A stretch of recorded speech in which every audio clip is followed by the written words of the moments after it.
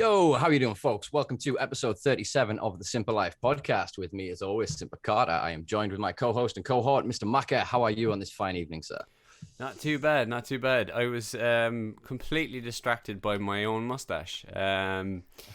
So I forgot that I shaved just for a split second, and I was like, "Who the fuck is that in the bottom?" I was like, "Oh, it's me." All right, okay, fair enough. Yeah, for any of you listening and are eagle-eyed, I do just now have a mustache, and I do look like Colin Farrell in the second season of True Detective, kind of.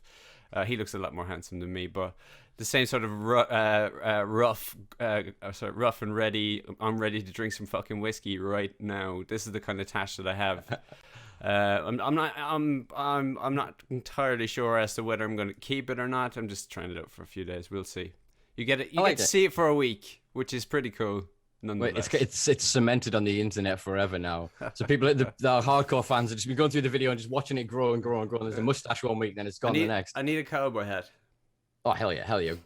We'll get a full get up. I'm telling you. Yeah, man, you've already got the guitar and that behind you.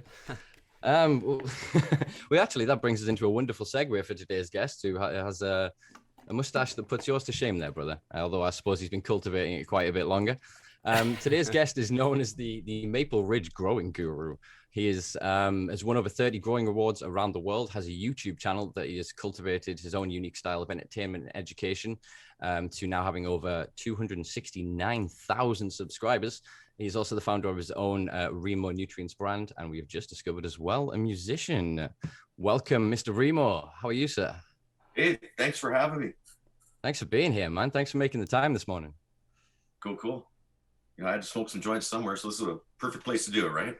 Hell yeah. So glad you made the time. Obviously, there's a little bit of time difference. It's morning over in you in BC. Yeah. So I just finished watering the plants, so I'm between kind of shifts right now.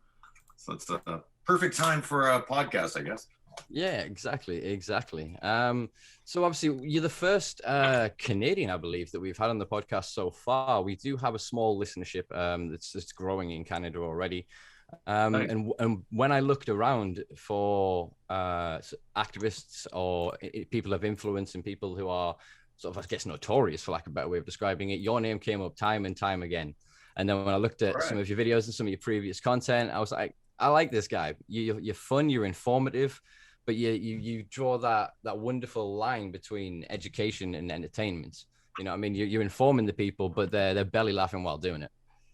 Hey, you know, what's life but to have fun, right? And cannabis is a fun thing. I don't know. I think enhances the quality of life and makes life a lot more fun, whether you're using it for recreational purposes or medical. Both. It's fun medicine. True that. It is one of the only, what does it say? It's one of the only medicines in the world that people take just for the side effects. Yeah. So I suppose we'll jump straight into some of the questions. This one might be a bit of a sort of a long-winded one, but what got you into cannabis and how long have you been sort of involved with this plant? Oh, this is funny. What got me involved in cannabis? The cost of cannabis. In the mid-'80s, I was smoking this weed called skunk weed. Great stuff, but it was like $40 an eighth. And we're talking circa 1986. And I felt that was rather expensive. So back then, my idea was, well, if I could just grow my own, I'd be rich. I'd save all this money because basically I was, buying an eighth or a quarter every night, every second night. So I'm just working to smoke weed. So I figured, perfect. I'll invest in a light.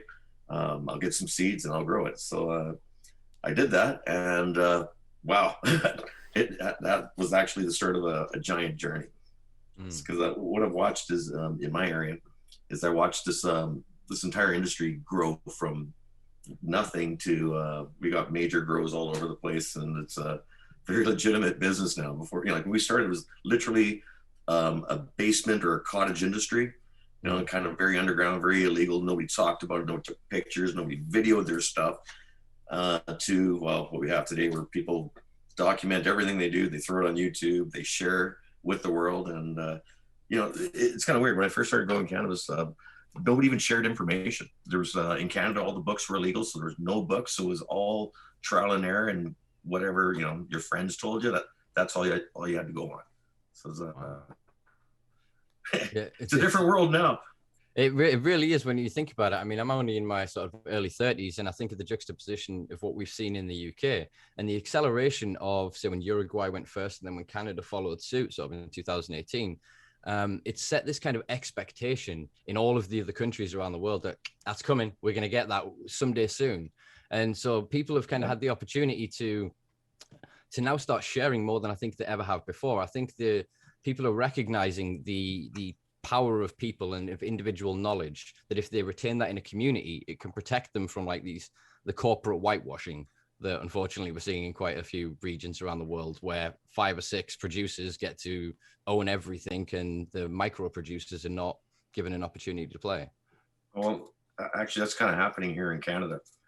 It's going to be a bit of a fight. We got these giant mega corporations, and they're kind of squashing everybody. And there's a bunch of small companies trying to emerge, and just to throw a little bit of a fuck into the whole thing, you're not allowed to advertise. So it's all luck of the draw for the consumer and word of the mouth. There's no other way to find out if who has good cannabis. Yeah. And actually, that's part of the reason I review cannabis. I try to steer people in the right direction and show them that there is good cannabis, because you've got literally thousands of choices when you go in there. How do you know which one's the right one? And the people at the counter don't smoke all the weed that comes in there. They don't. They have limited knowledge. So it's a different animal. I really like the old dispensaries, the medical dispensaries, that they're kind of what we call legacy, because most of the bud tenders would have smoked all the weed. They let you look at it, smell it, in some cases even sample it before you buy it. What's happening now is you go into one of these new legal stores that are, from the province and the federal legal, and they just give you this container, and there's no returns. And you're paying $53, after taxes, for 1/8 of an ounce of cannabis. It's very expensive. With the way you're describing that, with the lack of advertising and everything, it's almost like nothing's really changed from the 80s in a lot of way, because you can't advertise, the knowledge can't be spread. I mean, obviously you guys have found a little loophole, I suppose, with consumer reviews. So is there any sort of movement from the cannabis, I don't know what you call it, the Cannabis Bureau, or sort of the agency within Canada, to try and quash this? Or are they quite happy to sort of let it be exploited at the minute? Because I imagine brands will be then paying influencers to review products, and that then creates an unfair sort of feedback that, again, if you've got money to pay the right people, your products are in the right places. Yeah. Well, what's happening right now is that the big guys basically control the market, and they control distribution. So they're selling the most product because just they have the most shelf space. You know what I'm saying? So it's not a good situation. But as a consumer, once you do find one you like, you can stick with that one. So it's I suppose continuing. What I think is going to happen is that we're going to have some of the good brands emerge. It's going to be a bit slow coming up like this, but it's going to take a while for these to come up. And I think it's happening right now. Actually, there's this one brand I can tell you about called Gnome Star Craft Cannabis. I shot a video there last week. I've shot many videos there. They're one of my customers. They buy nutrients from me, and they do a great job. And I bought that cannabis for $53 for 1/8, and it was worth it. So that was one of the ones that, if seriously, you bought this, you think you got your money's worth, even though it was very expensive. I was satisfied, because there's nothing worse than spending that amount of money and then getting it home, opening it, and it smells like hay, and it doesn't look good, and it smells bad, and it tastes bad, and it's a bad experience all the way around. And like that kind of weed, I'd probably throw away myself. I wouldn't smoke, but having paid money for it, I'd feel totally ripped off, right? Yeah, it's interesting. If you think about it, around the world, we have grades for onions, for carrots, for all these kind of things, like class 1, 2, and 3, and then they're priced accordingly.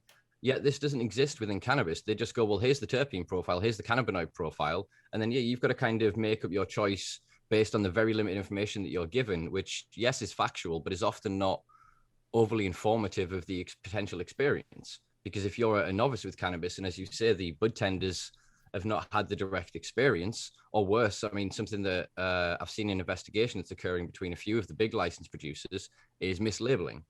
So as you were saying before, the consistency of brands is there at some points, but at other points is massively failing.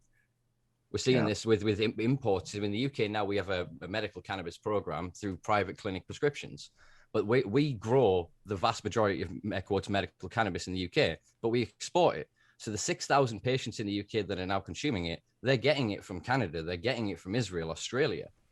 And the products that they're getting, the inconsistency of it, because it's almost like it was with crack dealers back in the day. Your good dealer they would take weed out of circulation. They wouldn't pass it on. They would either take the hit or find a way to produce it into oil or do something else to remove selling swag on through the chain of supply. Whereas now the licensed producers and the big international importers, they're just going, well, there's a low grade crap product. Let's export it to another market, and they'll be grateful for it. They don't have examples of the higher grade and premium products. So why not make that extra buck by sending it abroad? That's wrong. You know, there should be some quality control or grading. You know, if it's B grade, call it B grade. Well, there should be a global cannabis sort of rating system, because we are at a point now where the specialist knowledge of Canada versus the specialist knowledge of America and the United Kingdom, there's no crossover here. In some academic circles, there'll be crossover for research, but then the governments and the experts within these individual territories don't accept the knowledge of these other regions. So our politicians are constantly stood at the pulpit in the UK going, we need more research, when Canada is drowning in research, Israel is drowning in research, but we're not allowed to use it because it's not accepted. So we're in this weird situation where, I mean, for example, some of the biggest people that are putting pressure in the UK at the minute are Tilray and Aurora. And they're obviously two of the players who got out the gate immediately with Canadian legalization. Yeah, well, you're actually, this is a side topic. You want to hear something totally crazy? Here, when you buy weed, the government, they don't really care about what the terpenes in the cannabis. All they care about is how much THC is in the product. They treat it much like wine, like a percentage of alcohol in wine, which is, as you as a consumer probably know that, you know, the terpene profile really determines whether you're going to like that cannabis or not. Does it taste and smell good? Does it appeal to you? Mm-hmm. But, you know, the thing is about cannabis, it's not one strain makes everybody happy. It's different strains for different brains. Mm-hmm. So it's what we might like, or what I might like, or what you might like, might be totally different than what, you know, another consumer would like. It really depends on the consumer. So it's having the choices in the education, because as you say, we know that it's predominantly I think it's a beta-carotene and myrcene. I'm pronouncing it wrong, but I'm saying myrcene. Thank you. Are the two most dominant terpenes that then determine the sativa or indica effects, whether it's going to put you on the couch or it's going to get you cleaning up under the couch. Yeah, and I think that there's just not enough research on this. So again, I was talking to. We have 3 little islands in the UK that are not quite part of us, but are part of us. We have Jersey, Guernsey, and Isle of Man. You've got a motorbike on the screen behind you. Actually, Isle of Man's famous for the Isle of Man TT, a bike race where they basically shut the island for a weekend and they just race all over it. It is extreme and intense. And they're trying to build a medical cannabis program at the minute. And the legislation that they've just produced on a draft was to legislate the THC content of the plant without putting anything in there about THCA. They hadn't understood how the acidic forms of the cannabinoids form on the plant. So the legislation they create meant that if anyone applied for the license, they could grow as much as they wanted effectively, because to fit under the percentage of N-THC on a fresh plant, obviously it's not going to have oxidized into THC. So it just shows the lack of knowledge in some of these regions, because they're taking experts who are coming from the markets that have made money. They're taking businessmen rather than people who understand the endocannabinoid system or understand how subtle terpene and sequestered terpenes interact with the endocannabinoid system, because I'm susceptible to it and I've seen it. I have smoked a strain that has literally put me to sleep and it sent one of my friends hyper. You see those, and you see it so wildly juxtaposed to each other. It's like, what did you put in yours? You know what I mean? It's like a constant yawning. I've got tears forming in my eyes from just yawning so hard. And yeah, miss, I've got to go. We got to go. And it's as you say, it's different sort of different chemovars or cultivars for different individual endocannabinoid systems, because we are so unique. They say that our endocannabinoid system is as unique as our fingerprint. Absolutely. And actually, just think of all these strains. There's like over 8,000 different strains. Some of these strains have different effects, but, you know, talking about different strains, you know what I've been finding lately? There hasn't been any research in this. Pardon me, smoking cannabis. It's not COVID. I had the vaccine too. you can drop all these, 8,000 different strains probably into 8 different groups of, depending on their cannabinoid profile. And this is what we're finding. And we're finding a lot of strains reoccur with similar flavors. Here, I'll give you some examples. There's a strain from here, it's called Island Sweet Skunk, and it's very lemony and piney. Then there's another strain called Congolese, and it's supposed to be from Africa. Tastes almost exactly the same. Then I got this other one from Los Angeles from Exotic Seeds. It's called Sloppy Box, which is the juice by Tina. Hey, it smells like the other two. Then this buddy of mine, Clint Young, gives me the strain, and he goes, oh, this one's Peach Crescendo by Littles. We flower it out. Hey, it smells like these other ones with these different, which apparently have different lineage, but you smell them and it smells exactly the same or similar. And then I just, I've got this one flowering right now, which is supposed to be Blueberry by Chocolate Thai F5. So it's been back crossed 5 times. Guess what it smells like? So we're starting to see this in different seed packs, because I've collected over 500 seed packs, individual seed packs of different strains from all around the world, from all these events I've been going to for the last 15 years. I'm an avid collector, but I'm starting to see a lot of repeats, if you will. Over here, it's Haze or Stardog. And I love the Stardog. You know that? The UK used to be with the cheese, but now it's the Stardog. That's predominantly everywhere. It is massively everywhere. Is it popular in Canada? Not so much. Out here, it's different. People like heavy indicas. There are a lot of Kush out here. I suppose it's something BC's famous for past several decades. Yeah, is really good Kush because of the sort of typical altitude. So I think that's probably got something to do with maybe the expressions of the end plant almost. That it's, my brain went to one of two possible scenarios here. One, there's either 4 or 5 wholesalers just shotting the same seeds around the world, or there's something in the plant that maybe if you mimic similar altitude, similar humidity, similar nutrients from the soil and whatever else, then it forces the plant to express itself in different ways. That maybe the way we're looking at cannabis is potentially limited in that it's not all these wide varieties of individual chemovars, because even when you get, like, say, one strain, the seeds you then produce from that, you've got variants across the 1,000+ seeds that you've got from it. So you'll get the slight different expressions of the genes. So I'd like to think it's the latter rather than the former, but what's your thoughts on it? You know what? I'd like to test that out. But, speaking of breeding, we're breeding currently. I have a breeding chamber on site here, and all these different cultivars I've been collecting for years. My favorite one is this frosted fruitcakes. I'm crossing everything with frosted fruitcakes right now. And then we're just going to continue breeding because I have a farm. Eventually what's going to happen is I'm going to be able to share these with people or sell them or give them away. So I'd like to eventually see them as something you get for free. And like I have a supercharge kit, and you get, it's a bunch of nutrients in there, and you get some free seeds and go off and grow. Now, not currently legal, but down the road, probably.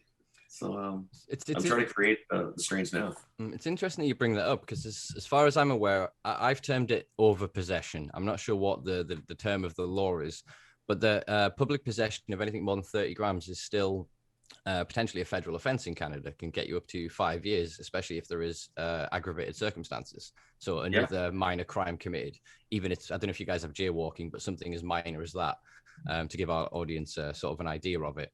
And in the legislation that was partially written actually by some of the people from the UK reform movement, they decided to make 1 gram and 1 seed equal. So what's currently going on with that with breeders? Is that simply just to help the licensed producers, or do they really think that seeds are this dangerous, or are they worried to have that many people growing that many seeds? Yeah, I'm not sure why they put such a high value on seeds, but I do think that genetics are going to be the next frontier, if you will. Breeding and seeds are going to be become huge. Right now, there's a problem here in actually all the west coast of North America, but in British Columbia, especially with bigger grows. There's this latent hop virus, or it's called dudding disease, and it's something that affects the plants and affects the strength and the yield of the plant and the health of the plant, and it just kind of rips through these giant producers because they're trying to produce too many plants. So new genetics are going to be gold. So yeah, currently happening. So Well, it's Yeah. interesting because I remember reading, I do a weekly blog on my website, the simpalife.com, called Last Week in Weed, where what word am I trying to say here? Round up 3 news stories a week. One of them, quite a while ago, was a partnership between a Canadian producer and a Californian geneticist company, and they'd got a patent in an American court for the day-neutral genetic for auto flowering plants. And so what they're trying to do is basically go to people that hold seed banks and breed their own, and then get them to give them their genetics. They then breed them in their patented technique, and then gives them these day neutral genetics so they can cultivate them anywhere. They don't need to then control and flip over from 18.6 down to 12.12. Right. So it's getting an interesting thing that there's patents going off all over the place as well for people then with stem cultivars. Then they're basically producing them in petri dishes. You know what I mean? They're from the tissues and the what do they call them? Cannabis tissue culture. Yeah. So with the processes like that, this allows them the opportunity to then patent the processes. That means that the genetics that they can produce and then they will release onto the international market will not be replicatable at home.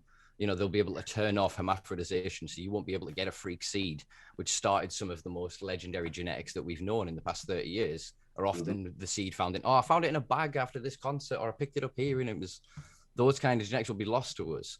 And it worries me that what we're seeing in Canada is a test pilot for something that Danny Kushlick, who runs Transform, termed it big weed, and their international sort of takeover, that they're testing this to go, actually, if we then hold the genetics, it ends up like the South Park episode where Randy's growing weed and he ends up going and destroying all the little home grows. Right. And it very much feels like we're in a situation like that now. Integrity farms. Yeah, integrity. But it's interesting you mentioned before about this disease that's sort of affecting larger growers. We're seeing this limitation time and time again with these vast warehouse growers or these vast greenhouse growers, that you just can't. You can only get to a certain threshold. Once you go beyond that, you're losing something, or you're missing something, and something dangerous is going into the plants. You're either having to put in a PGR, or you're having to run chemical compounds into the plants to avoid the inevitable consequences of growing on such scale. Well, actually in Canada, these LPs and micros are not allowed to use any PGRs whatsoever. That's so good. Actually, the one thing that I can say is good about the program is the standards for microbials and the standards they put you for pesticides and pest management are the highest in the world. So if you do buy cannabis through the legal system, it's guaranteed to be clean. Guaranteed to be no PGRs. There's nothing there that'll kill you. However, this is getting back to the seed that pops up, occasionally in something. Quite recently, I got a jar of weed. It came from Lot 420 in Quebec, and it was Gelato 33, which is my favorite strain. That was actually gifted to me from a friend. And he goes, "Here, let's smoke this weed." I'm like, awesome. I put it in my grinder, ground it up, open up the grinder. There's a seed. And we're like, wow, this is going to be viable. And we look at the packaging, and apparently it's been irradiated. So you figure it shouldn't be viable. Mm-hmm. So we threw it in some water. 12 hours later, it had a sprout. It's currently on the second set of leaves. Nice. So, it still happens. So maybe the radiation, it's not working.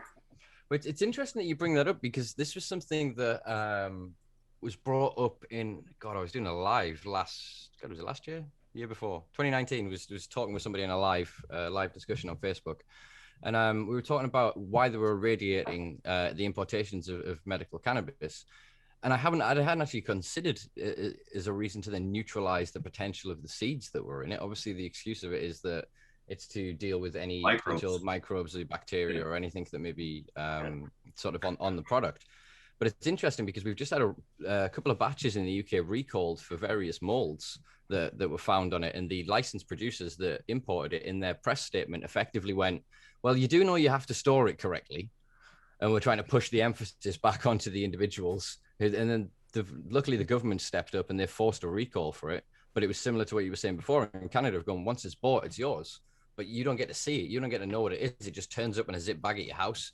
The money comes out of your account, and So you can see why in Canada and quite a lot of the places that have already in some form legalized or decriminalized, the illicit or unregulated market is still winning, because the experience of your local friendly dealer is still a lot nicer than going somewhere and getting your eyes gouged out for tax, getting made to feel like, as I felt in California, like a criminal, compared to, say, Oregon. I did a road trip around America, and the difference between some of the states where it was literally like, yeah, I'm over 18, let him in, he's cool.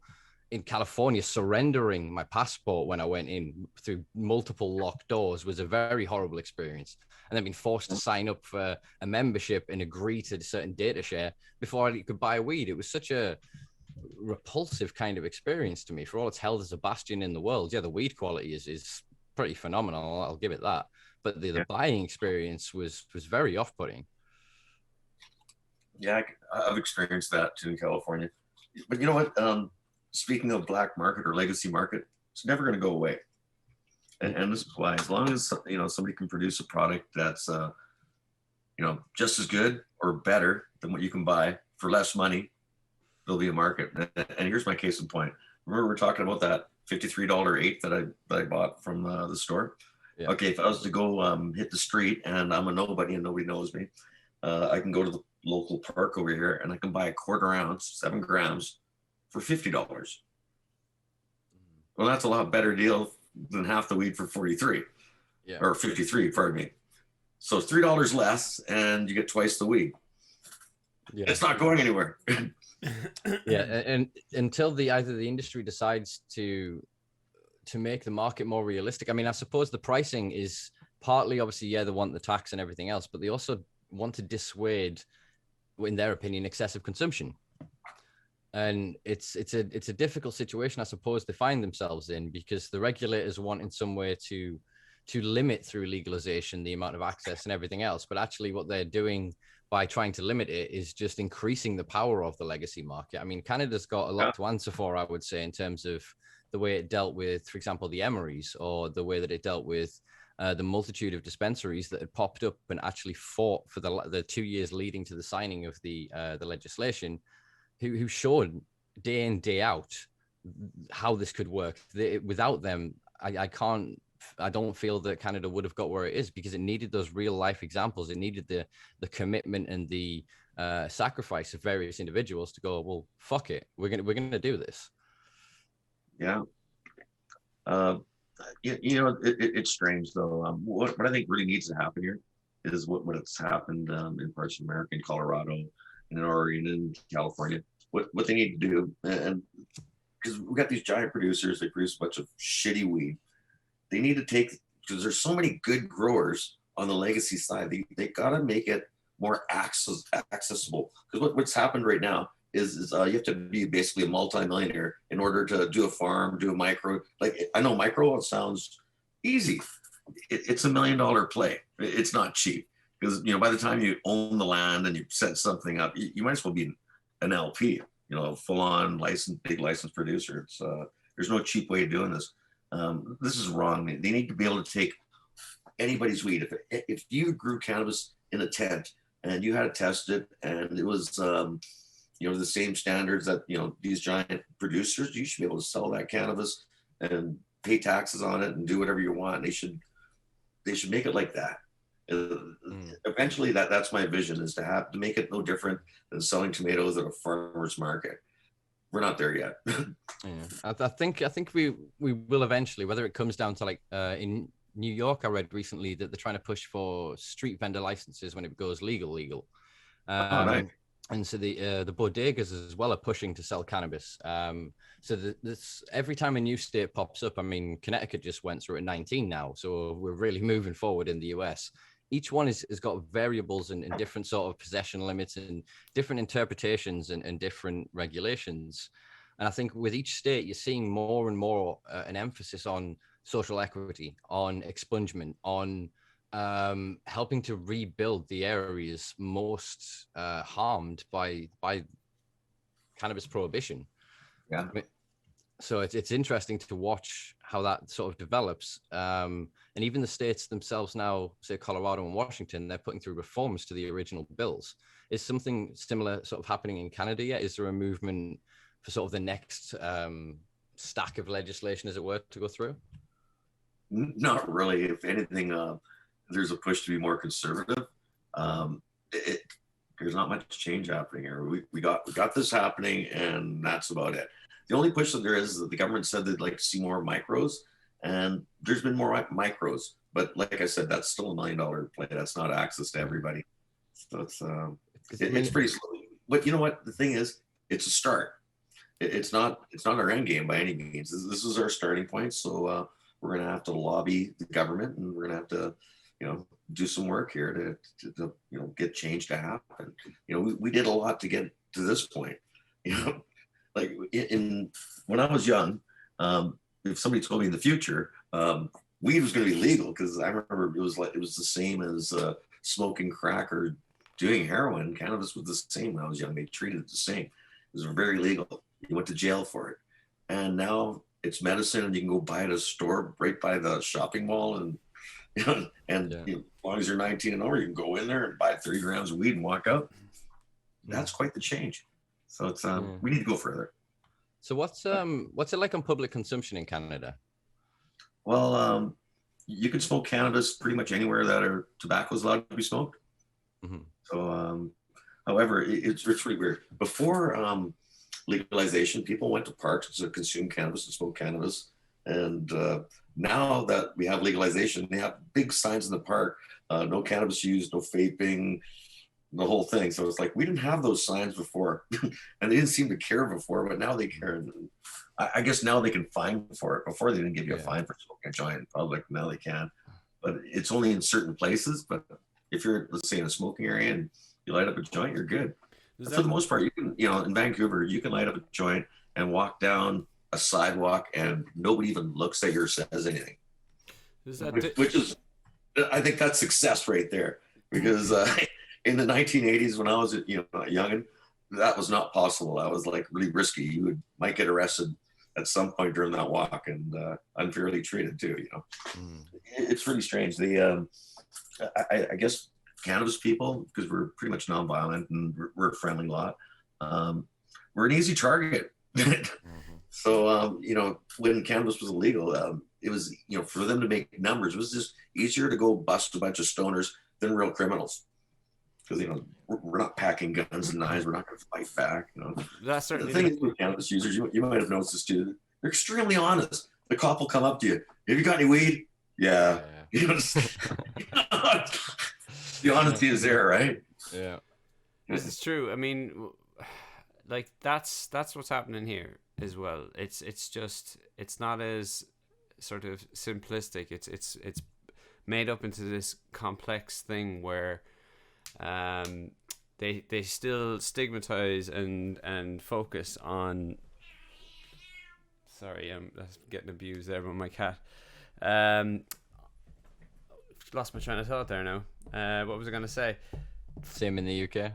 Yeah, it's the same attitude in the UK. It's just that the policing isn't really focused on like proper solutions to this. They'll house the approach under tackling criminal gangs or county lines and whatnot, and that's all well and good and fine.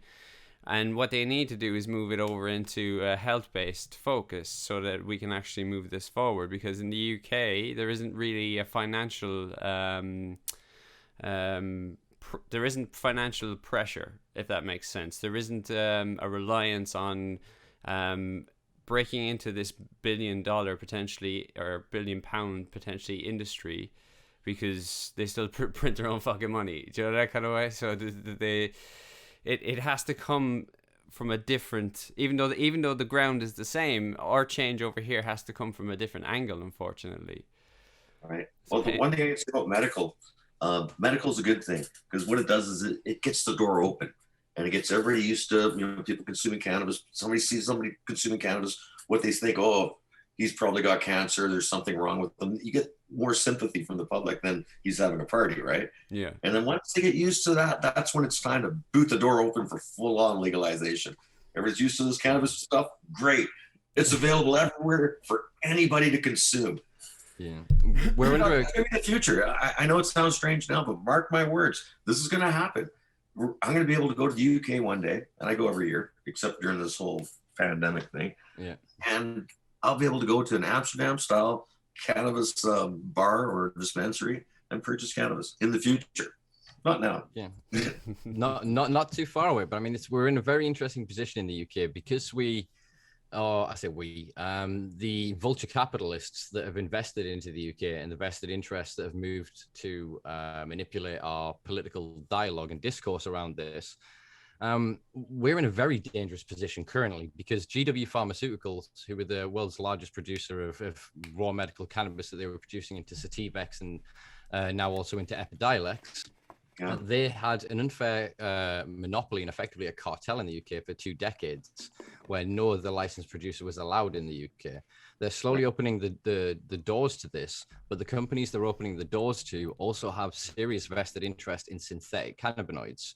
They hold a lot of patents for novel tetrahydrocannabinol analogs, cannabinol, cannabigerol, many other analogs of very basic cannabinoids. So we are currently under the pressure in the UK between sort of a war of foreign interest through what they call the Centre for Medical Cannabis and the Association of the Cannabinoid Industry, these two bodies, ACI, CMC. They're bringing in people like Aurora, like Tilray, who are paying 25 grand a year to be members of this thing, while they lobby, create data, and control the narrative in the UK. So at the minute, we still have skunk psychosis over here. The idea that, everybody's going to get potted up and going to go crazy and it makes them lunatics. We still are really missing the interpretation and understanding of how this affects neurology and psychology, but they're using this as a stick to beat us. So while at the same time they're going, yes, clean, safe cannabis, they're going, but it has to be good manufacture practice. It has to be pharmaceutical grade. It has to meet X, Y, and Z. And what we're seeing is they're still suffering with spider mite. They're still suffering with molds, with various issues that plague the average grower throughout their lifetime, but they don't have the skill set or the ability to deal with this. So they're providing not just subpar, but in sometimes dangerous products to some of the most vulnerable people. And it feels like to me that they're using this as an argument to then go, well, actually, since we can't get it right and we're doing the best on the market and you guys in the street can't get it right because that's that dangerous skunk stuff that causes you to all go wacky, we have to go to these synthetics, these exact patented compounds that we know will solve one symptom. So we see this all the time with MS patients who take Sativex. It reduces their spasticity, and that is it. Yet the people who are using raw cannabis for MS, it increases their appetite. It helps them sleep. It reduces pain. It regulates blood flow. It helps with the metabolism and everything else. So there's this war going on in medical in the UK. So there's partly a pushback and partly people welcoming it, going, yeah, exactly that. Medical will come first, then we'll get rec. But there is a strong feeling within the emerging industry in the UK that have basically drawn together against these two entities, and they've created newly the Cannabis Industry Council in the UK, and they're now rallying government to try to get raw and whole plants for medicine, because the winner of this war sets the ground. If we don't succeed with whole plant and they get through the door with synthetics, that's the entirety of medical tied up there, and the plant will always remain a dangerous thing because we can't grow it to their standards. What we were saying before about being able to supply it, I want to see testing facilities on every corner, or cannabis clubs or dispensaries that have testing facilities. You go in, you give them your plant, it goes through a spectrometer. You can test it for pesticides, for molds, you can get a cannabinoid and terpene profile, and that goes onto a national database of public weed, of street weed, so that when they go, oh, this danger, here you go, we've compiled 500,000 samples, and actually what we found was this minor percentage of this, this of this, this of this. And the margins of this will be far less. I can guarantee this will be far less than any of the licensed producers in Canada or any of the medical cannabis companies that are emerging here in the UK. Yeah. Actually, on a side topic, have you ever tried the Sativex? I've had a couple of sprays of it off a mate of mine. It's an alcohol base. It burned. Oh, it burned the back awful, of my eh? Oh, yeah, I was literally just trying to throw a drink down. I'm like, and it still, I don't know how you're expected to take 4 or 5 sprays of that several times. It's just, No, it's not reasonable. If you smoke cannabis or consumed it in a medical or in drink form, that is going to be the worst way of delivering it. It's just horrible. Yeah. And you're right. It tastes like alcohol and chemicals. It's just gross. Yeah. It actually takes away from the whole cannabis experience. It's like the furthest you can go is that product. But that's because they're missing it. They're missing the point, really, aren't they? They're just going, well, it's the cannabinoids, therefore we give them the cannabinoid, problem solved. But it's like, no, it's the experience. It's the freedom. I speak of it all the time, that if you can empower someone to let them grow their own plant, then extract it into oils and then heal themselves with it, the empowerment and the sense of almost a placebo effect within their health and the regeneration of their mental health and their well-being is exponential. You can't prescribe that. You can't get that in a little white bottle. It doesn't work the same way. The experience doesn't help you grow, help you better yourself in the multitude of other ways. It's not a single panaceic solution for one symptom. This cannabis is a multifaceted resource that it supplements our endocannabinoid system, and it basically is like a universal key almost, isn't it? You put it in, it kind of goes, what have you got wrong with you? Oh, we can solve that. Whereas the industry at the minute is trying to go, let's find the exact cultivars, let's find the exact profiles, patent that, create it into some extracted bottle or whatever, and make a fortune on it. And again, we're back at a point where the knowledge isn't being shared like it was in the 80s, as you described before, because the pharmaceutical companies, they don't want to give out this information or data. We have various organizations in Europe that are selling data sets for 10 grand to private companies.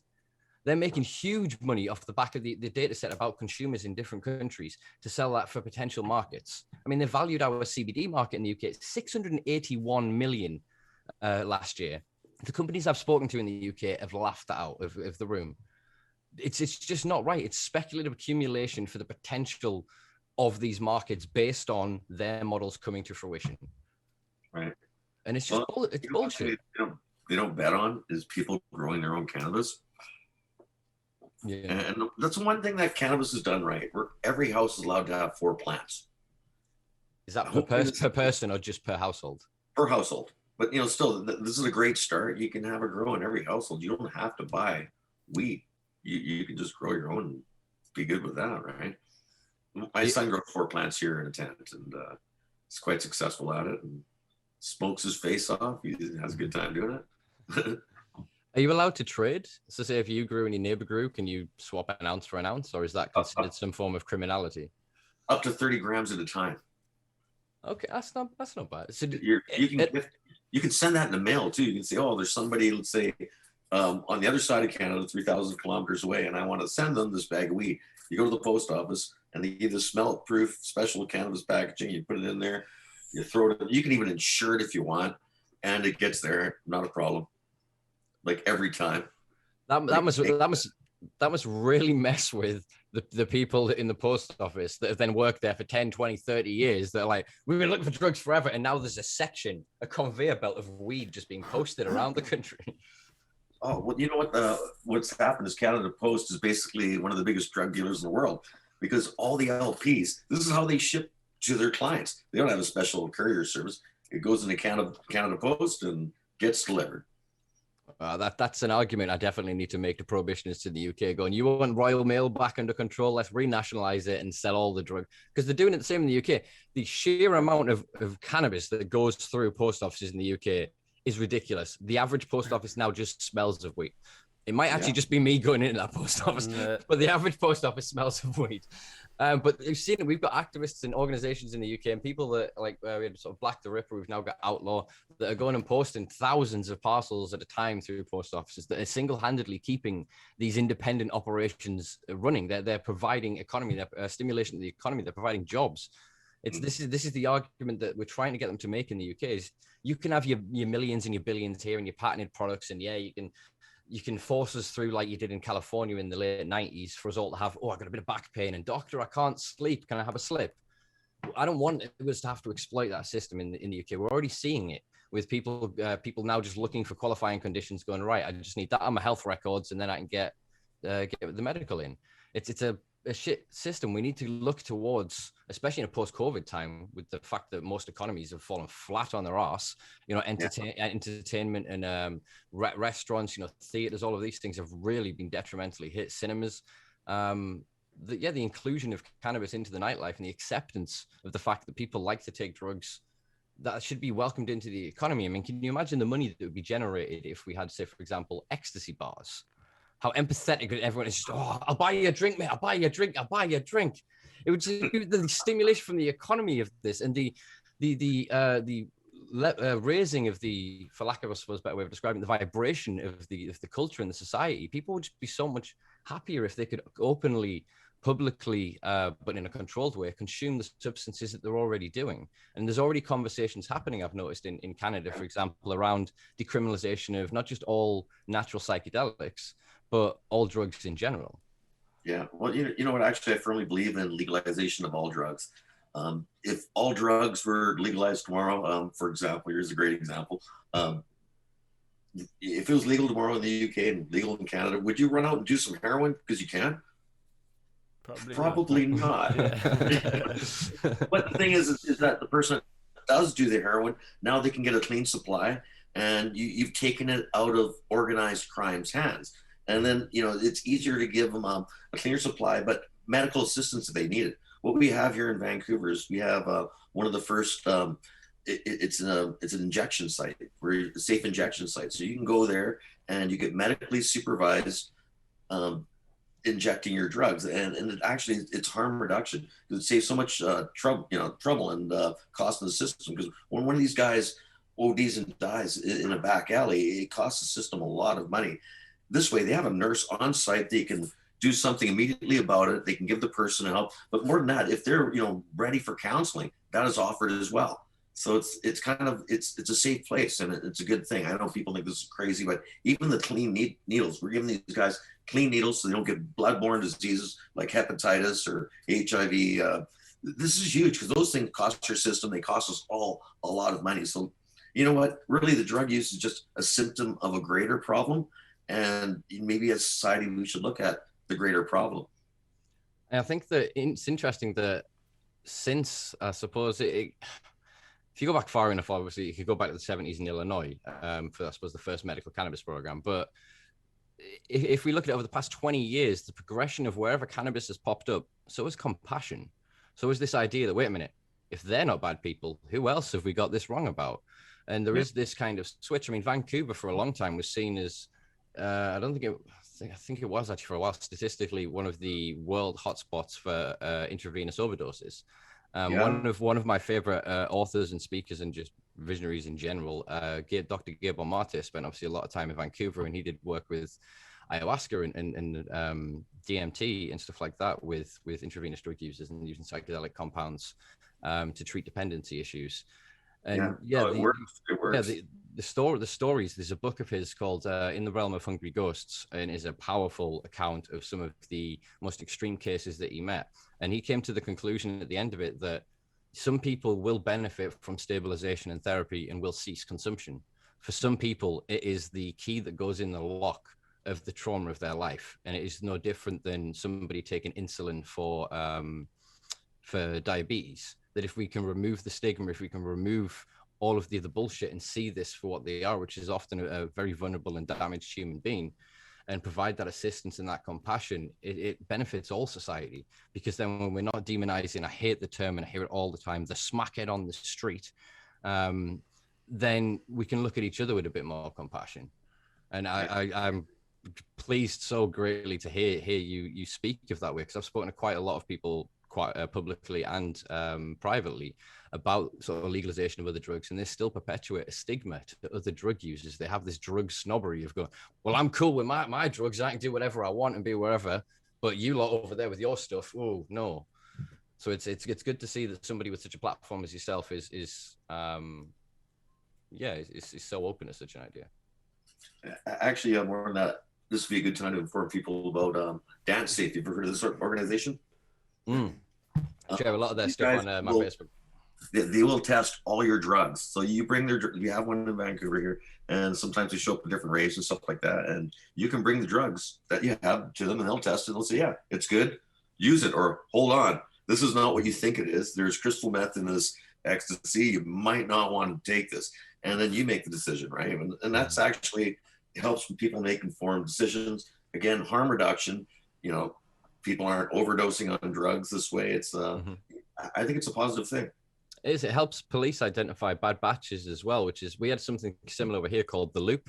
So they did it at music festivals.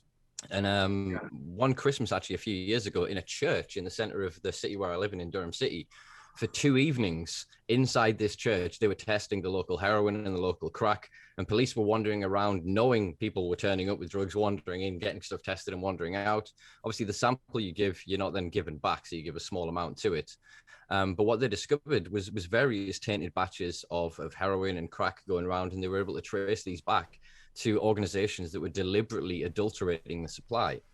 I mean, the issue with the legacy market of other certain substances, and even in some ways cannabis, especially in the UK, is the incentive and the amount of money that can be made from large criminal organizations is scary. So we've seen for a while it pop up in a few places, synthetic cannabinoids sprayed on cannabis plants.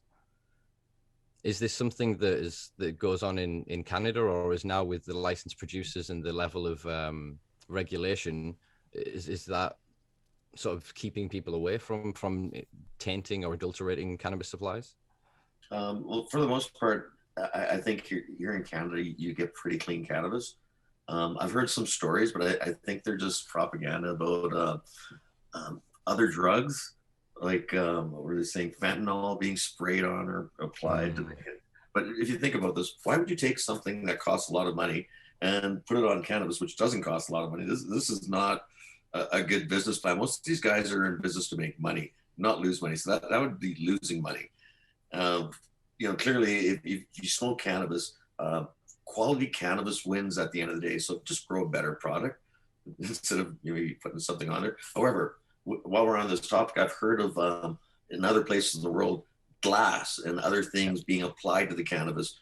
And this is very dangerous, and this is a bad thing. This is something you get because cannabis is illegal. If it was not illegal, this wouldn't be happening. But because it's illegal, people are trying to make as much money as possible. So they're putting lead or glass or whatever, so it weighs more. They're not thinking about the consumer at the end of the day here, clearly. Yeah, not in the slightest. We've had that there without risking giving away, I suppose, too much information. There used to be a taxi service in Durham that used to deliver weed. You'd ring up and you'd ask for a certain somebody. They go, "What's your address?" They'd turn up and you would get their weed. And then it turned out for a while they were selling this glass sprayed weed. We had sand in weed as well at one point for a while. I've seen baking soda powder, all sorts of different things that are now being applied just for heavy weight, but also things that mimic crystals.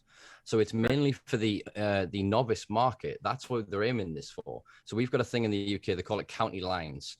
And it's basically where the dealers have got smart to the way the laws work, and they're just taking the vulnerable youth from really impoverished areas, setting them up with brand new tracksuits, trainers, bikes, phones, and whatever they want.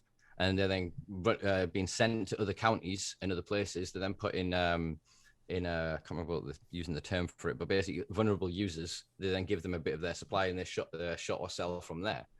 And so what they're doing is they're targeting novice and uninitiated users, as it were. So they don't know good cannabis. They just know the thing that fucks them up.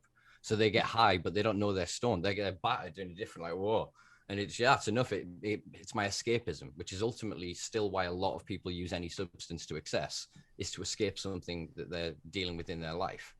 And I think that by targeting that market, you create an addiction cycle, and then you've also got an entry point into spice. And the other channel that we've got in the UK that's a real problem is synthetic cannabinoids in prison. So what they're doing is they're taking the liquid compound of this, they're spraying it onto things like kids' paintings. That then goes in on visit day. And, oh, yeah, thank you for this lovely. And you tear it up into squares. People are putting it in rolled up cigarettes, or that they're using dry kettles and putting it on the filament and huffing it, because cannabis shows up on the randomized drug tests. Cannabis smells a lot more prevalent. And it's a lot harder to hide an ounce of weed compared to you hide several ounces worth thousands of pounds of spice sprayed on an image literally posted on the wall. Wow. It's crazy. I mean, our media is the same sort of what you're saying with fentanyl. I heard similar stories when I was in Dublin a few years ago, and a lot of it does seem to be propaganda coming out of sort of reefer madness of other drugs, as it were. But this whole thing with synthetics, it is becoming a massive problem across the world in vape carts or in oils, because they bump up the effect. And again, it's not, you don't notice the difference in a raw form, especially again if you're not used to consuming these kind of products. So the issue I suppose we have with the more prevalent the legal market is, the easier it is for the illegal market to mimic and copy these things and create bad batches and terrible products. Yeah. Well, actually, it's funny we're talking about vape pens. I think the majority of the vape pens that are in the market that are kind of illegal aren't good. And I suppose I've got a couple of questions now about obviously YouTube and social media. Since there was obviously, I can't remember what year it was, but there was the apocalypse that occurred on YouTube. And various accounts were destroyed, and the same happened across Instagram, Facebook. It was a mass shadow banning, deletion, and straight up blocking. A lot of people, the even purge. It was the purge. it was the purge. So has much changed since? Are the social media platforms and whatever else recognizing the federal law within Canada? And then, because if it's not then prohibited or illegal, surely it doesn't violate their terms and conditions. Well, what's funny is even though it's legal, I feel like I am shadow banned, but I was affected by that purge. I was gone. They took my channel down and they sent me a letter saying that I will never have another Google account again, and I'm never allowed to have another YouTube, blah, blah, blah. See you later, or what? And that was weird. So I just went to Vimeo and started doing my thing over there. And then, I think it was like 5 months later, all of a sudden my channel on YouTube magically went back on. I guess they got a lot of complaints. Yeah. And then it was like, oh, we're back. They didn't even send me oh, we're sorry, we made a mistake. It's just, oh, yeah, here you go, you're back. Yeah, it happened to a lot of accounts. I would think of is it Custom Grower? I think it was another large account that then disappeared, and then again did a video going, so the account's back. I think Koala Puffs, one of the American influencers, she I think lost one of her first accounts as well. A lot of people they were just gone. And when we first lost our Durham City Cannabis Club page in the UK, we lost it the day after an event, and it just wasn't there. It was like it had never existed. There wasn't an option to ask for it back. Whenever we put in the details to Instagram, we were sent back saying this account doesn't exist. So it was just such a weird kind of like, you're just gone. And it's interesting, over the past few months, maybe 4 months ago, I noticed on my Instagram discovery page that all of a sudden 90% of the images are now cannabis content. Whereas before it was memes, it was cats, it was sunsets and other crap I look on Instagram, because it was banning the search of the hashtags for cannabis or cannabis culture or any of these things. Now all of a sudden it's all open again. Is this in some way a consequence of Canada's legalization? Well, I think there is this is probably helping, but like I said, I think a lot of cannabis channels are experiencing shadow banning, where they know what you're doing, so they're keeping an eye on you, and they're not letting everybody see it. Like, for example, a lot of people get my notifications for YouTube, and they hit that notification button, but they don't get notified. You know what I'm saying? Yeah, I mean, it's interesting ways that they kind of limit this. I mean, I think we ran as Durham City Cannabis Club several events in the UK, public protestables, based on Vivian McPeak's idea of Hempfest down in Seattle. And so we did this for a while. And when we were advertising the events, what Facebook would do 2 or 3 weeks leading up to the event was physically remove the share button. So they would edit the structure of my Facebook page so I couldn't share posts.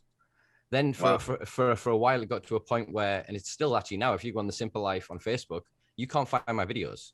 They removed the video. So we got to, I think, episode 20 of the podcast by uploading it to Facebook. And then they'd upload it and it'd get lost. So then I'd re-upload it. And then sometimes 2 would appear or none would appear. And then when you go on the page to click for it, there isn't a video section. You have to go to Google, search that page plus videos to find the videos.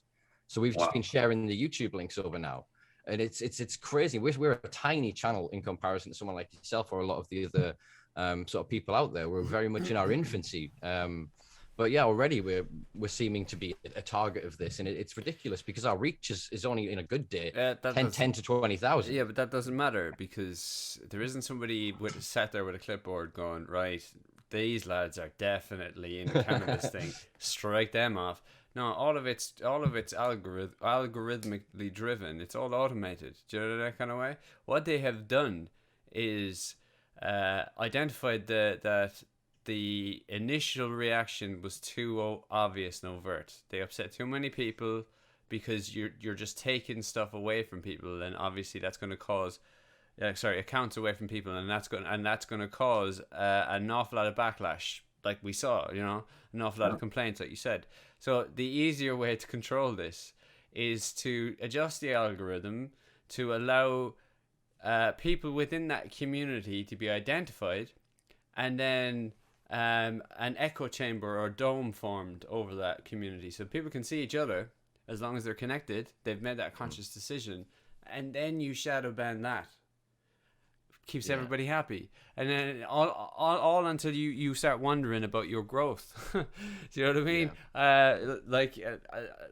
You could you know, I could sit here and complain about it all day, but here's the fact of the matter. By having that sort of engineered and in place around us, we're not going to grow in any way, shape, or form like we would have been able to have done previously. It's a war of omission. It is a very effective tool. You know what I mean? What can you do about it? I suppose the more cynical view of it as well is advertiser revenue. If you've got 269,000 subscribers, Remo, and I don't know what your average video sort of viewership is, but you think of the amount of ads that they get to show, the money they generate back from selling that ad space to targeted consumers using these very sophisticated data-targeted advertising systems. So I think that's probably one of the larger contributory factors towards it. But you do raise an interesting point there, Macca, of we are almost tolerated within our own community, because still now on Facebook, there's a lot of cannabis clubs or online groups in the UK that you can search as long as you already have liked or interacted with them. But if you search them from outside of an account that doesn't already have somebody in their link or their chain, as it were, you can't find these other accounts. Yeah. So it just made that slightly more sophisticated and said nothing, because, you know, until who the fuck am I going to complain to? Nobody's going to listen to me. Nobody can find me. I don't think YouTube has a complaint line. But you know, the funny thing is, when it comes to advertising, they advertise in front of many of my videos, usually content like drug rehab centers and stuff like that before my content, which I don't like. But at the same time, my channel's not monetized. I'm not receiving any money for them putting these ads in front of me, which I don't appreciate. But you know, I think the information should be free and for everybody. And really, the advertisement is me in the video. There's a you know, putting a drug rehab in front of a medical marijuana video, I think is totally inappropriate, and I'm kind of offended by it. It kind of makes sense, though, from their advertising point of view. It's completely immoral and disgusting. And Bill Hicks comes to mind, stood on stage going, "If you're in your advertising, kill yourself." It's screaming in the back of my mind there. But you can see that Bill Hicks was a very wise man, you know, even though he was a comedian. Yeah, a lot of very interesting things to say in a funny way, right? Yeah. Well, comedy is the ultimate vessel for truth, and I think that Bill Hicks weaponized that, and unfortunately was decades ahead of his time and died long before he fucking should have. If we had a just world, he would still be here, and half the things in the world wouldn't be existent because his comedy would have drawn attention to it. It's very powerful man. But we stand on a certain point where advertising's banned for cannabis companies to say, like, is it for fringe industry like Remo Nutrients? Are you banned from advertising that in the same way that cannabis products are banned from being advertised? Well, the funny thing is I'm kind of, I tried doing ad campaigns with Facebook and stuff, and because my product's used for growing cannabis primarily, I get the same treatment. They treat, I might as well be selling drugs. I get treated like that too, right? It's crazy. I'm hoping that you know, as time goes on, it's going to be a little more progressive.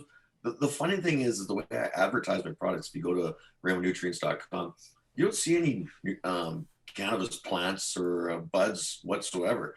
It just looks straight up legit.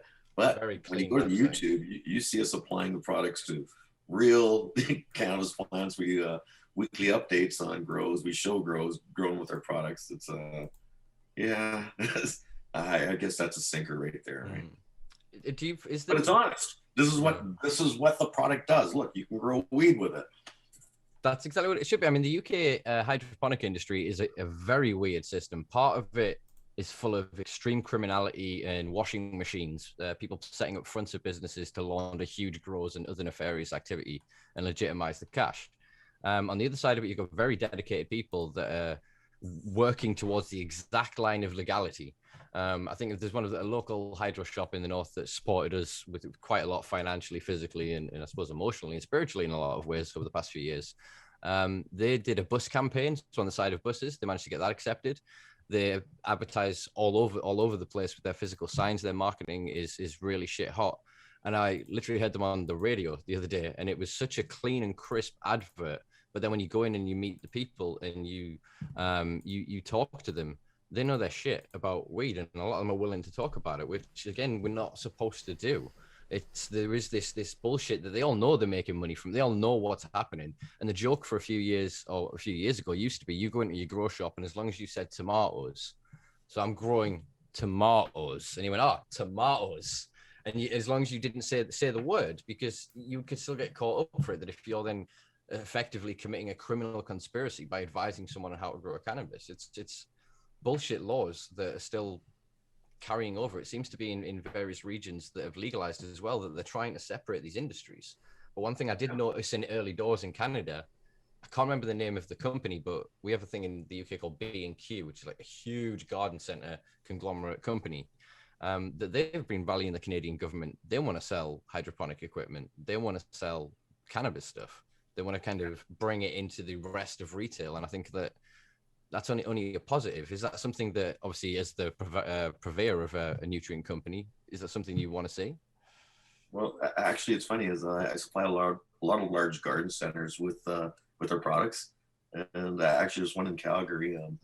We actually did seminars there. We go there and they have new growers come and we talk about growing cannabis and what you do. And this is great. I think it makes it more accessible to people, because some of the older growers, they're let's say a little intimidated about going into a hydroponic store, but they have no problem with going into the local garden center where they have geraniums and they have vegetables and they have other things growing, and they can pick this stuff up and some cannabis products too and leave. So I think it's just better access. Access is everything. We need more access to everybody. True. During sort of the pandemic, have you found that sales increased? Do you think that more people were growing at home, or were the licensed producers, because of the delivery mechanism that was already in place, most people just went, screw it, I can click online and it's here in a couple of days? Well, you know what? As a manufacturer, I can say this: our business from before the pandemic to now, about 200% increase.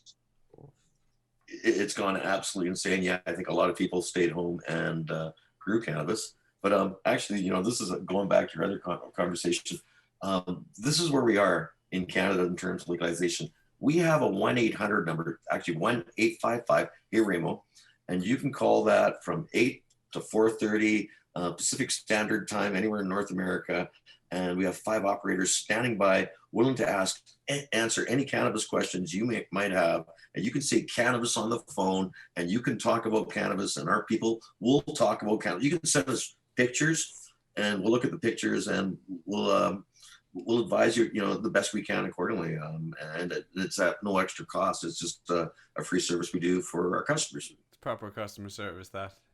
That's excellent. Yeah. If you want brand customer service line for cannabis. That's what we need in the UK, because when you get it'll be in the UK one day. Yeah. But Canada's kind of like the future, because we're over here and it's like a time machine. There's, I guess, the water between us is it's a time machine kind of. You go through it. And this is what the future looks like.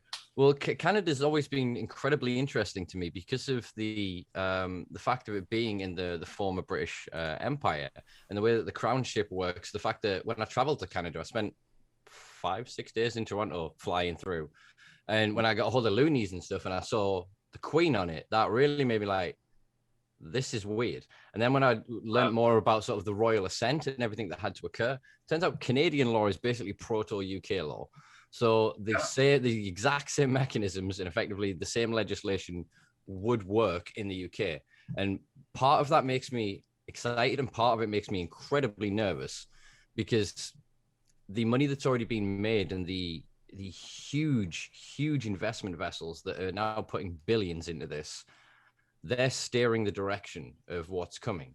And there's quite a lot of activists within Canada are describing it, the current system, as Prohibition 2.0, that there is a legal allowance for a market to exist. But if you exist outside of that remit, then you are still continue to be criminalized. You are still not a good citizen. You know what I mean? You are not active in your community in that way. And I worry that the same system could potentially be installed here in the UK, where the legacy market and I say all the time on this podcast that it is the dealers here and the organizers, the growers and the collectives that for decades allowed that knowledge to pervade. When they were helping people with oil, most of the people that I know from the old school days, they grew on mass scale to sell the flower. Everything else went into oils, and the oils went to free to people.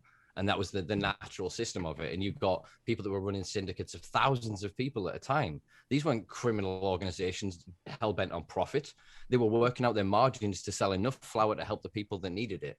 These people are now continue to be criminalized because of their criminal records. They're kept out of any potential industry.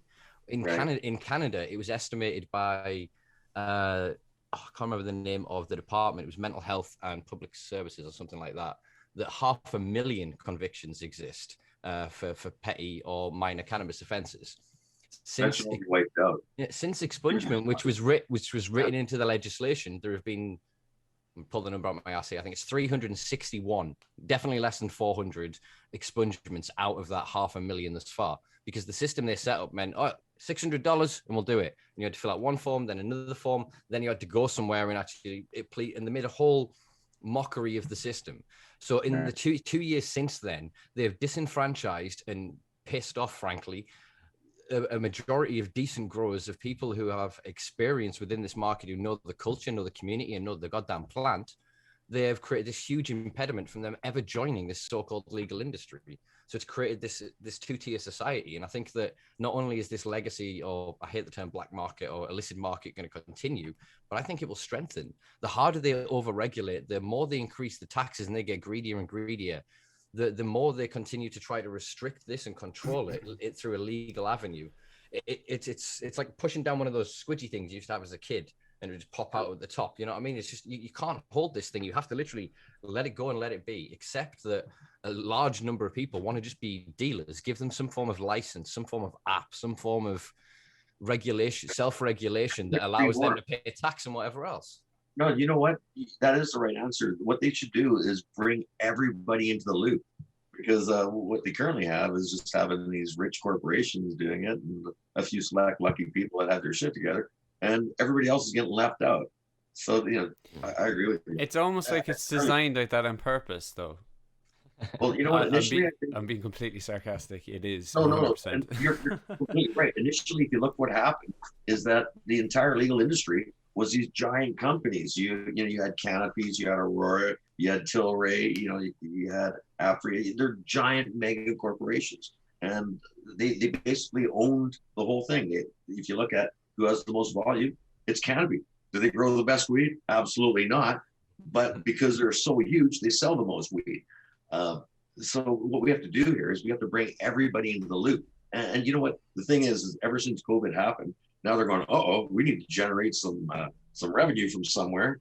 Why not just take it from cannabis? So I think they're actually thinking about doing this and bringing more and more people in. They haven't done it yet, but we're up to, I think, between 400 and 500 micros and LPs in Canada. We're heading the right way, but we're not there yet. There should be that in every city, not for the whole nation. You know what I'm saying? Yeah, it's interesting. I mean, Canada suffers the same thing that every legal market suffers and every emerging market is currently suffering, and that is a gentrifying and a whitewashing of the industry. If you look at the arrest statistics from any region around the world, predominantly we'll stick with the West for this sort of little spiel.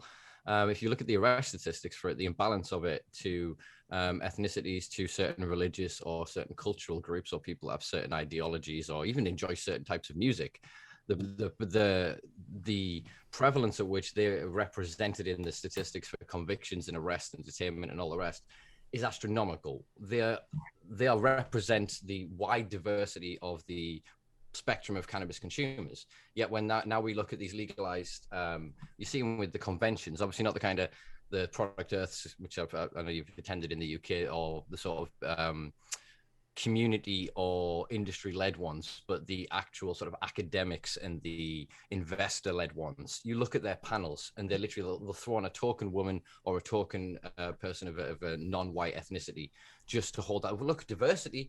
diversity. But what we're seeing in America is the same thing we're seeing in Canada. Is any business that's then going, oh, we're black owned, or we're minority owned, or we're women owned, or we're whatever else, through conglomeratization, they're still owned by fucking Canopy. They're still owned by whoever else. The big fish is eating the little fish. So you said, I think it's Afera.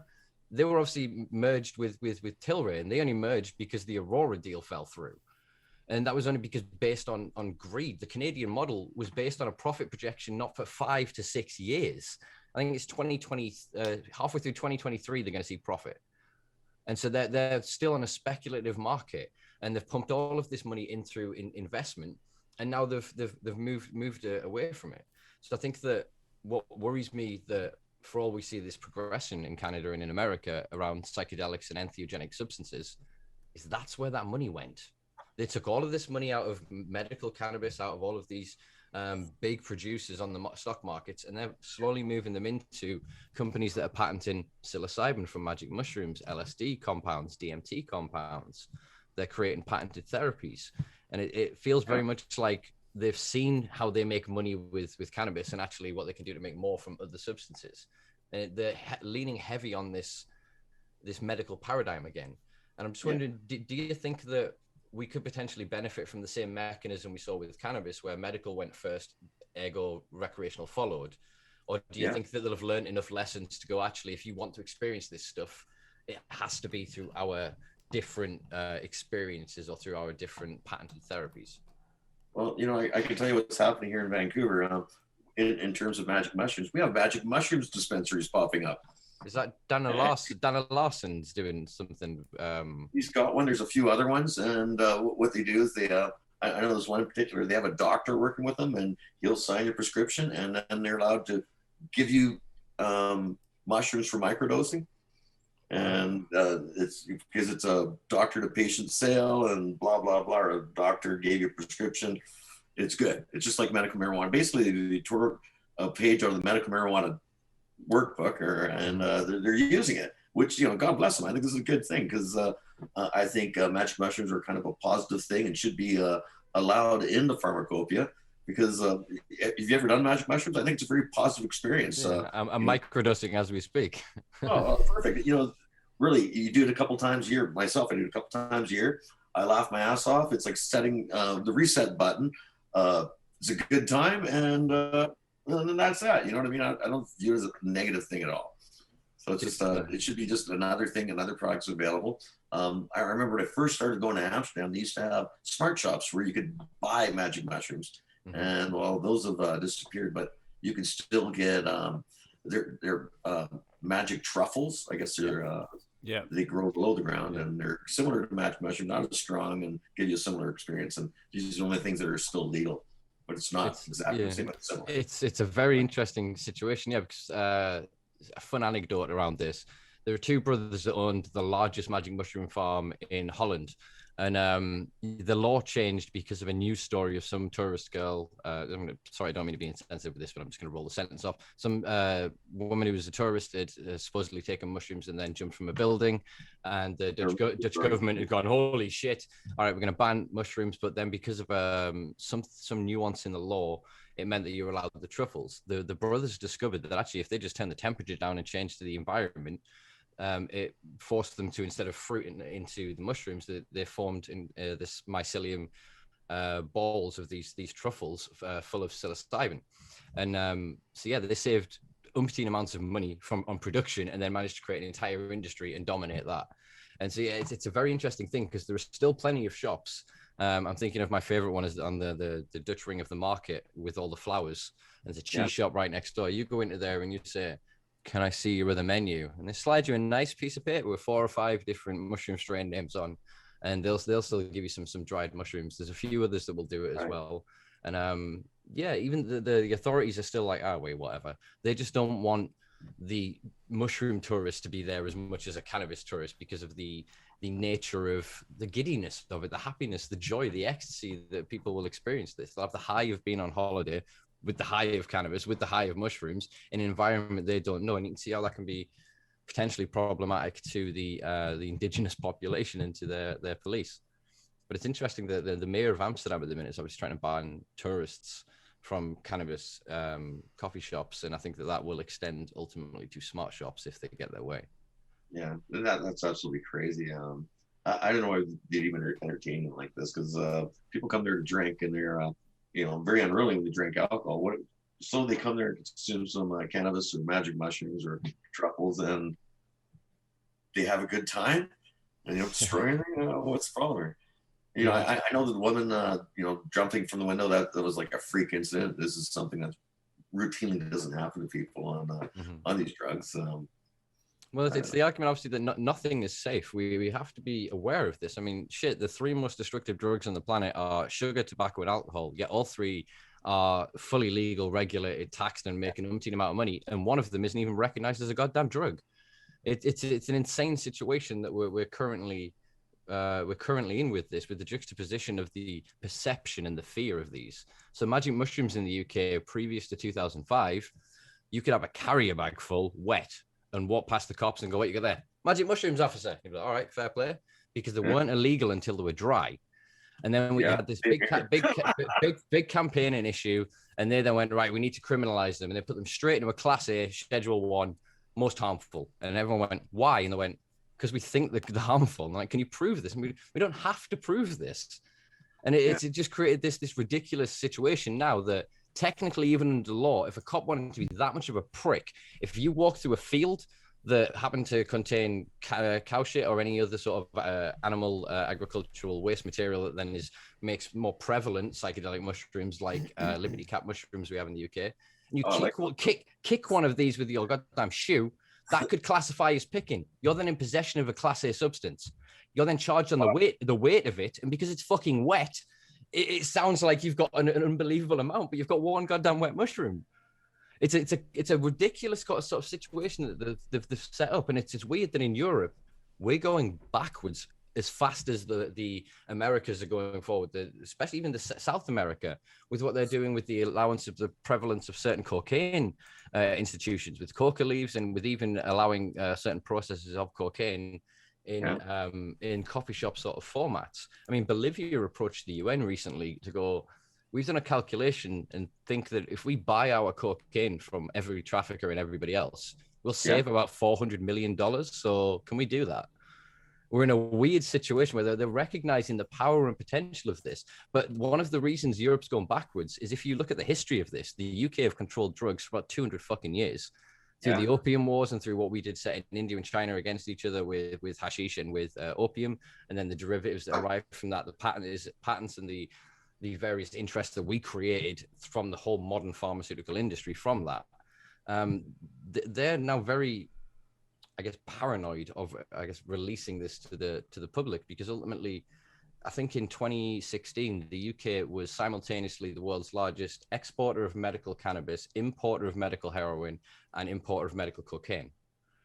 So it's in a weird system. I mean, this is before we had a registered patented product for cocaine. We now have Numbrino, brought to us by, of all people, No More Tears, Johnson & Johnson, which is a cocaine nasal spray.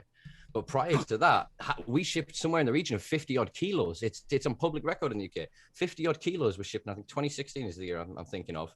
And in the same year, the export of it is a few kilo. And because there's no use for it, there's no application for it, where the fuck is that going? Did you know what I'm saying? So it feels to me like these government monopolies. So some governments are going, we don't have a piece of the pie, so we're happy to have a legalized cannabis industry. We're happy to explore mushrooms and all of these other things. When the governments that hold, or not even the governments, the vested interests within various countries that hold the patents within these industries are, I can imagine getting very nervous about what's happening. That's why all this money is surging into these new investment vessels that are then going through special acquisition companies to jump onto the London Stock Exchange or the Canadian Stock Exchange or the New York Stock Exchange or wherever, pumping all of this goddamn money in and then having literally a fucking 400% drop. And so all they're doing is they're exploiting it. They're going, the hype of this, getting all this money, cashing out, waiting for the next big thing, while then owning the patents and the direction of the evolution of the legislation. It's crazy. They are the new drug dealers. They're just not in tracksuits anymore. They're all in business suits. Oh, yeah. You know what? I think those are the bad guys, too. Those are the real bad guys now. Yeah. If you look at this whole industry, was kind of a peace, love, and granola industry. It was very hippie to begin with, and now it's become Armani suit. It's yeah, it's money, it's greed, it's quarterly profits, it's yeah, it's a weird kind of situation. And the people who have the passion and the love for the plant, who have the history, the legacy, and the connection with the community and the culture, I rarely see them represented, because they're often people of high morals, high integrity, and decent folk.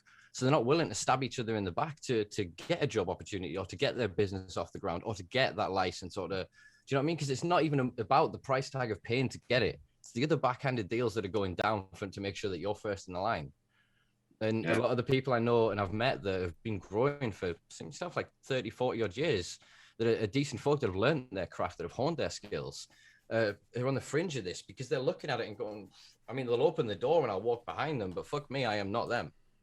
And it's shit that they're not given the same representation, as you said, even with the level of platform you have on YouTube, that your subscribers are still not notified, that you're still not able to generate advertiser revenue, that you're not able to even put your own adverts to your own products. It's deeply frustrating. Yeah, it is. But, you know, it's still, we press on and we keep doing what we're doing. And we do it because we love it, right? Indeed. And I do envy Canada. For all I quite often bitch on this podcast about some of the limitations in the legislation, and it going from, I think it was 7 laws previous to legalization to 45 laws now that govern it.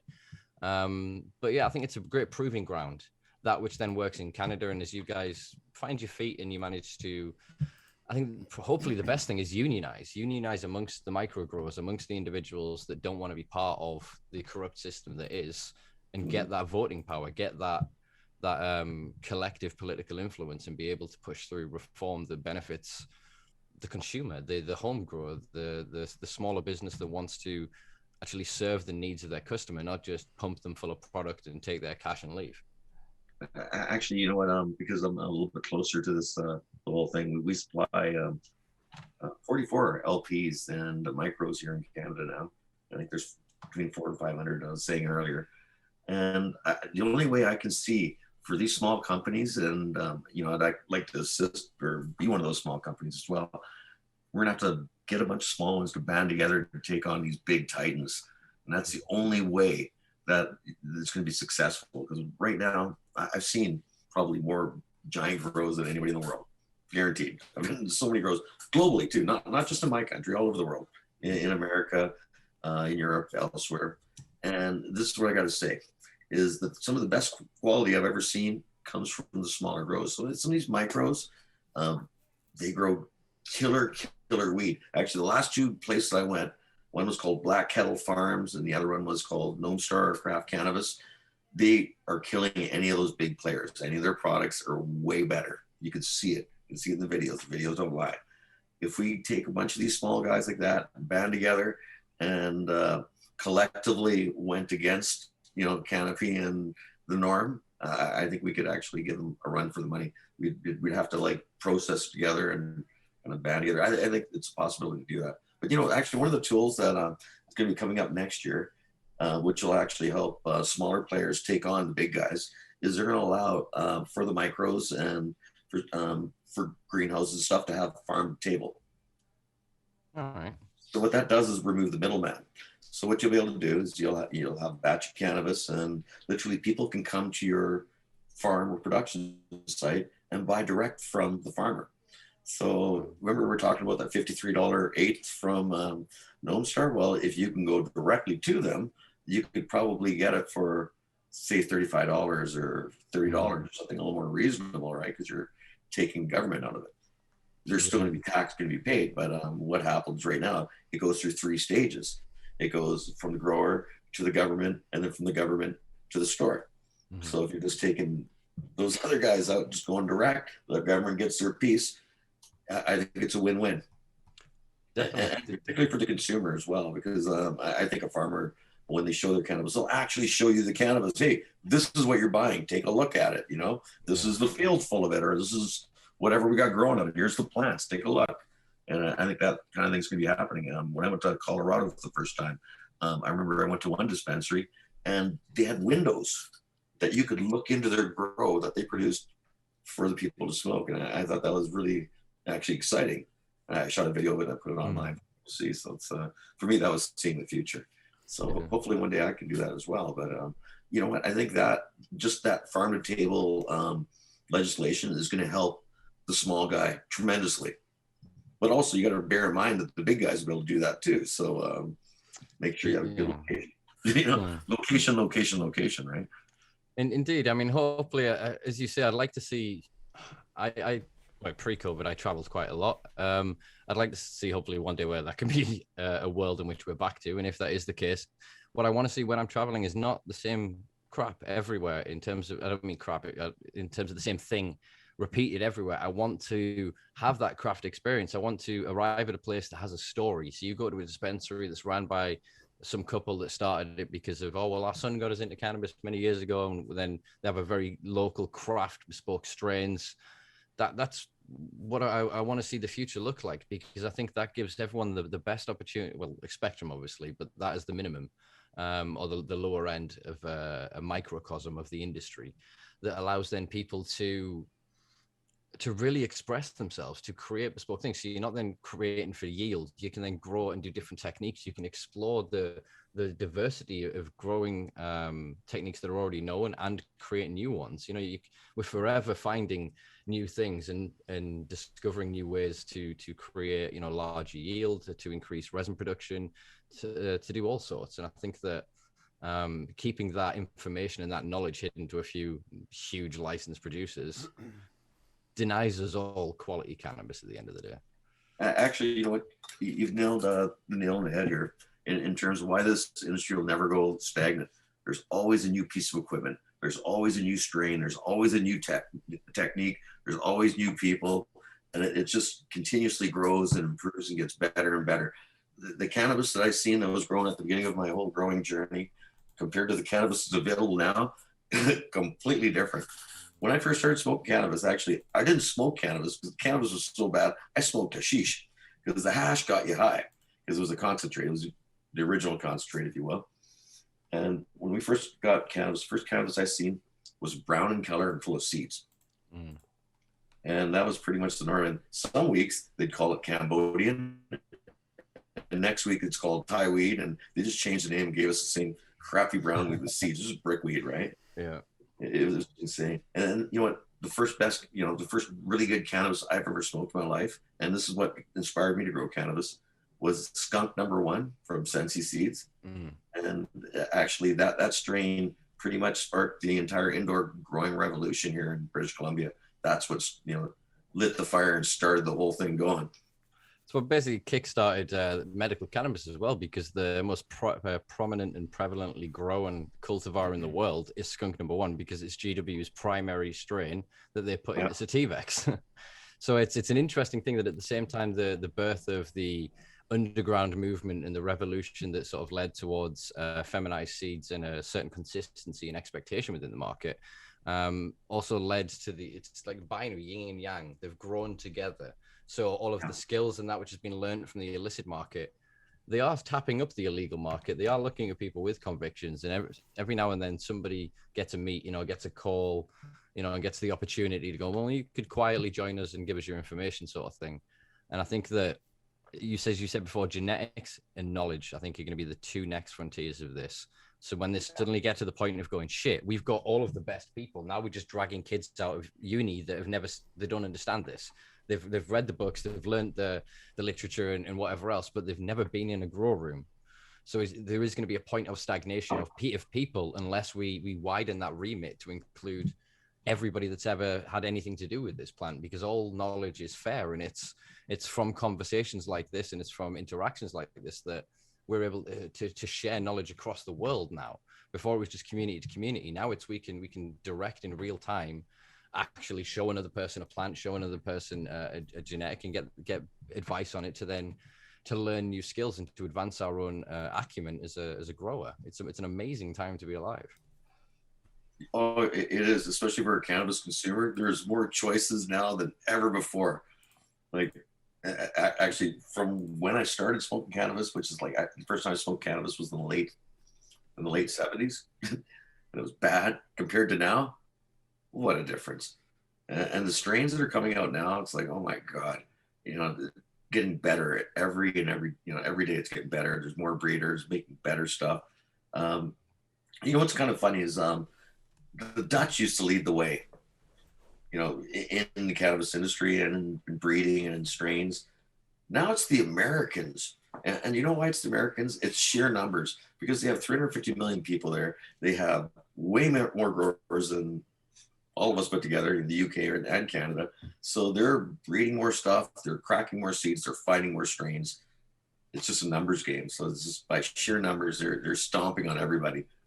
But that doesn't mean it's done and over. Because what I've noticed, I travel a lot. I used to before this whole pandemic happened. There's good weed everywhere in the world. You can be in the UK, you can be in Switzerland, you can be in Spain. It's just knowing who has it and where to go. And what you're hearing now from the people at home, in our small little audience base is, where is it? They can't fucking find it. Is if you yourself seen something on the internet like a strain. Let's take Gorilla Glue number 4. Seen it growing. I suppose original glue after the lawsuit now. Oh yeah, or GG4 or whatever. Yeah. So you've seen it. You might have experienced it. You can order these genetics. You can order the nutrients. You can order the same equipment you've seen in the video and get that all to your place, set it up, and grow the same weed. I seen this in Chile. I went to Chile and in South America. Our products are sold there. And I visited stores and stuff there, and I seen people growing a lot of these classic strains. Like, I was like, how did this happen? Oh, internet. And it's the internet that's been the conduit to make this all happen.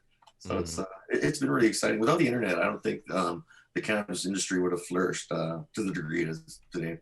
Yeah, well, I think as well that what we said before about the legacy market and whatever else, I can think of people that I know in the UK that have say a handful of unpopped pre-94 Bubba and things that are really sort of old school genetics that are then sat in people's fridges, sat in the cupboard of somewhere. I mean, hell if they'll actually germinate at the end of the day, but those lost genetics, I think that, we can backtrace and whatever else, but we still miss the potential of all of these other cultivars in between. And I think that by widening that remit, as we've discussed, everybody that's like, holy shit, yeah, there's a box of grow stuff I used to go like 20 years ago in the loft somewhere, and in that is an original packet with 2, those kind of genetics we need to bring back into the fold. Otherwise, we're going to hit a certain point where it'll be like Starbucks and McDonald's.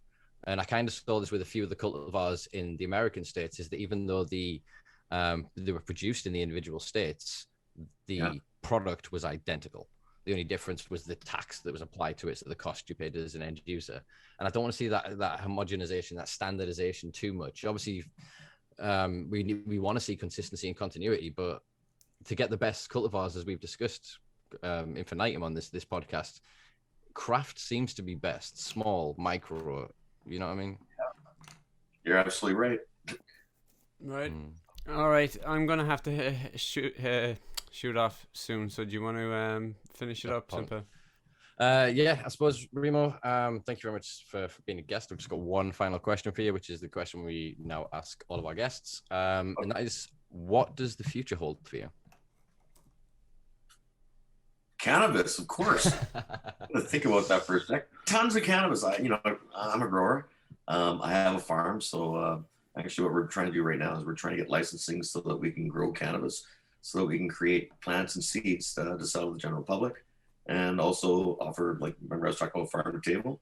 We'll be able to sell cannabis to people. They come to our farm and buy cannabis.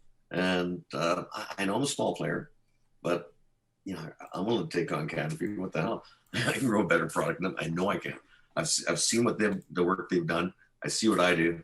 As soon as I get that license, I'm gonna put on my boots and I'm gonna kick some ass. I look forward to one day hopefully being able to fly out and come and buy some of your weed. Fly out and walk through your fields of weed and be able to pick some buds myself. And I look forward to that kind of experience being available. I mean, it's probably gonna be a hell of a long time before we get it here in the UK, so it is far more likely for me to experience it over there. But the more you guys push forward, the more it kind of drags the rest of the world. Everything you guys push on, same with the any of the American states, the rest of the world kind of goes, shit, we now need to include that in our legislation. And it's all just bundling us closer to the kind of inevitable global end of the war on cannabis. Yeah. But when you arrive, I will have your 30 grams at the airport, ready to give you a gift. That's your welcome gift. And anytime you want to come to Cool Farms, check us out. You're more than welcome to come on over. We'll see what the future holds. I mean, we're still very much in lockdown in the UK at the minute, but pandemic aside, hopefully I will be able to take you up on that offer, brother. Cool. All right. Well, thank you very much for joining us. I hope that you can join us again sometime in the future as well, because there's far more we could conversate about. We could go for hours if it wasn't for Mr. Macca's schedule, unfortunately. But yeah, thank you very much for being a guest. What we're going to do here, folks, for you lovely folks, you're going to get a nice little treat. We're going to load up a bit of music for you to listen to, which is something that Remo has worked on and produced. Mega Stoner, Lies in the Sunshine. All right. Have you got this geared up, Maga? Yeah, it's playing now.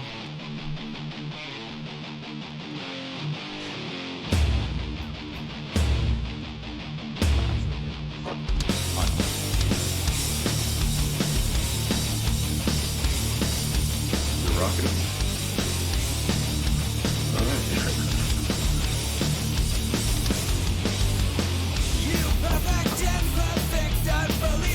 I like it. Cool, man. It's good to see cannabis in a different genre other than just reggae. It's just cliche that people think of reggae. There is no Well, stoner rock is a genre of music that exists, and I think it's not really exposed enough. For me, but my favorite stoner rock band in the world is Monster Magnet. I don't know if you've ever heard of them. I've seen them like half a dozen times. They're unbelievable, but they're all about weed. I will check them out after the show. Folks at home, thank you all for making it to the end of another recording. If you've enjoyed this, please do check us out on patreon.com/the Simpa Life. I've just realized I fucked this up. The order should have gone. You can check out Remo at Urban Remo on Instagram, YouTube. We will be putting a link to website and to social media below. Now, thank you very much for making it to the end of this video or this audio track, however you are consuming this. Check us out on patreon.com/Simpa Life if you want to chuck us a few quid to help us keep this project going and get more exciting guests in the future. Check us out everywhere on social media at the Simpa Life. I've been Simpa, he's been Marga, and our wonderful guest has been Remo. Peace. Bye.